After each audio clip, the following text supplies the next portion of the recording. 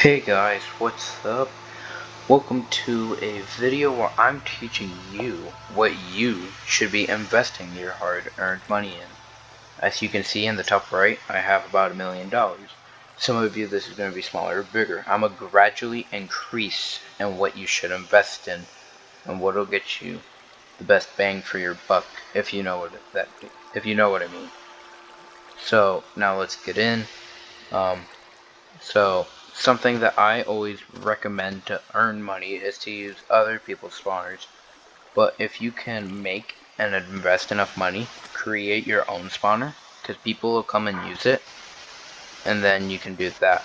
Also, making these village or trading areas are always nice, because then you could trade stuff for stuff you get from grinders or from your own grinder.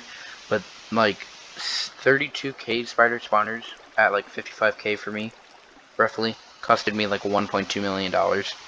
So it was hefty price, but something I always recommend is if we go to AH, oops, caps lock is on. But as you can see, there's always mending books and stuff. I would recommend either getting them on the auction house or trading for them. Though a lot of people try to sell them for a ton, like 10k. And personal opinion, that's way too much. I'd rather pay 4.5k or less. Also, make sure you're always checking what's newly posted, because like there could be deals and you don't know unless you keep looking, but there don't seem to be any right now. You could always sell the starter items, but those never sell for a ton. Like this daily key for 20k. If I go to my history, I usually sell mine for 25k, and or 25k. I don't know why I sold that for 20k. But like a lot of times I will try to sell them for 25k. They don't always sell, so 20k is a more guaranteed price. Something else is I'll sell my emeralds for a few thousand a stack. Um, let's see. Like you could sell pretty much anything. Like pufferfish are pretty expensive, so that's something else you could be doing to make money. Is like fishing, because eventually, if you get your fishing level high enough, you will constantly get these shards that you can trade to Fisherman Jack, and you can get lover bucks or in-game cash for it. But you have to fish for a long time. Like I fished for 2 hours on a stream, and I only am at like level 70 or maybe 80 because I fished a little since then. But if you definitely need pufferfish, I would recommend getting them on your own. Same thing with wood. Like just collect the wood yourself, because then you could also sell that. So then you're not spending money. Like I had this example earlier today. I needed wood to build this little structure I'm building over here. I'll tell you guys what this is later. But I needed birch, and as you see, there's a bunch of birch trees around me. And I paid 2,000, but I was like, wait, I had this strawberry axe, and I can just do that, and I just got a handful of logs. So that's something else you can do, but that's something you could invest in, is like making farms. Like tree farms aren't a bad idea. Um, you can invest in a netherwort farm, because netherwort is expensive unless you have a farm. That's something I had. Something I really recommend spending in is looting. Uh, I would say try to start with like looting 2 at least, because that's what this cheapest sword comes with. And the daily swords come with looting 1, but I would recommend something like looting 2 or 3 to get started with. But then as you get better, you can see there's a strawberry axe that has looting 4, and then as you continue down the auction page, you will see that they gradually increase. Like the strawberry sword has looting 5, all the way down to this Valentine's sword, which has looting 7. And different swords have different ones. Like this is holiday, it only has looting 5. But gradually making your way up this will increase your drops from grinders, and it'll, so like instead of say you have looting 3 and you're killing 100k spider spawners. Let's just, this isn't necessarily accurate, but this is roughly what it would do. Say that 100 cave spiders dropped 100 string. With looting 3 or so, you could get more, and I think the max you could get is like double your drops. But I'm not sure, but you can easily get a lot more. You're guaranteed to get more than that 100 since you have looting. And that's a great way to make money. So you're going to want to get a lot of stuff by yourself. Another way you could earn money, or things you need to invest in so you can start earning money, is first of all just grind, get your money.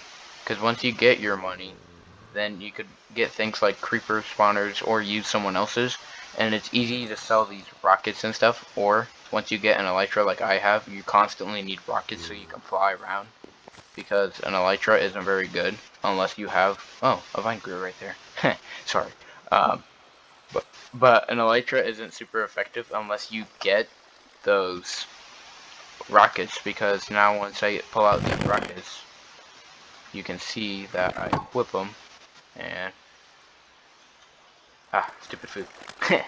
But when you equip them, and you can see I am now flying, and this is also a great way to travel, but it can be expensive unless you can get your own fireworks. And I did not find an elytra myself. I did pay for it, but if you have the time, I would recommend looking for elytras yourself, because that could save you like 40k right there. Or not 40k, jeez. That'd be a really cheap elytra. If anyone accidentally sold an elytra for 40k, that'd be super sad. But elytras are on a rise up rise. I've seen them going for like 40k just for one like I have. That's nothing special, if not more. So I would definitely recommend getting one on your own. That'll save you money, but it might take a long time. Cause like I did a little searching, but like it just didn't do anything. You can hear a zombie back there. That's because that's part of what I'm making, but it's a secret for now, so let's see.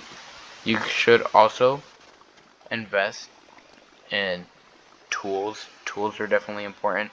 Like, this axe is so nice. I've only had it for a while, and I got it for a kind of cheap price. I'm surprised at how much I got it for. But, like, it just does things so more efficiently, and it's just really nice to know that it'll increase your speed, and it increases, like, my chances of doing things like, more damage, and some crate exclusive items will come with a rune for it. So this one comes with shockwave and a clarity, and as you see, every time I have this equipped, I get haste right here in the upper left, so that's always nice. And then if you also want, you could invest in a great pickaxe. I have yet to do so, but I would recommend investing in a pickaxe. Pickaxes are nice. You should get 2 pickaxes, one with silk touch, one without, because a way that you could make money is to take your silk touch pickaxe and go to glaciers and mine either the packed ice or get potions, which is what I do. I use potions and go and get the blue ice like underneath the glaciers and in the glaciers. But that is definitely something that you need silk touch for, and in 8 minutes I've made like 25-30k multiple times. Though I do tend to make a little more money with the blue ice than the packed ice, just because blue ice does sell for more, because technically a blue ice is 9 packed ice, and then again 1 packed ice is 9 regular ice. So that's also why you're not grinding regular ice, because regular ice doesn't sell for nearly as much, and it's just not as worth it, because if you could get 1 packed ice instead of 9 regular ice, like, why would you not? So, and then the last thing that you could invest your hard-earned money into is this one. You have to be careful of scams and stuff, but you could also invest this into things like rank ups. I would definitely be cautious of this though, because when you do rank ups, like, there's a decent chance you could be scammed, but did probably not get scammed.